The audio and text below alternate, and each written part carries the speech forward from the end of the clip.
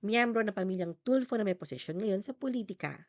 Matagal nang kilala ang apelidong Tulfo sa media, ngunit ngayon, isa-isa na silang pumasok sa politika at itinuturing na isa sa mga maimpluwensyang pamilya sa gobyerno.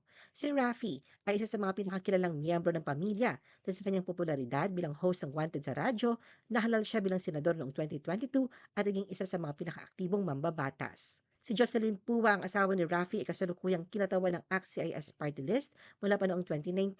Samantalang ang anak nilang si Ralph ay kasalukuyang kinatawan ng 2nd District ng Quezon City simula 2022. Isa siyang bagong mukha sa Kongreso, ngunit agad na naging Assistant Majority Leader, indikasyon ng mabilis niyang pag-angat sa politika. Si Erwin na isa ring batikang mamamahayag ay nahalal bilang senador noong 2025. Dati siyang kinatawan ng ACT-CIS party list at Deputy Majority Leader sa Kongreso. Noong 2022, hinirang siya bilang kalihim ng DSWD, ngunit hindi na-confirm dahil sa issue ng dating US citizenship. Dahil sabay-sabay sa gobyerno ang mga Tulfo, may reklamo silang political dynasty sa COMELEC, pero ayon kay Erwin, hindi ito may papatupad hanggat walang malinaw na batas tungkol dito.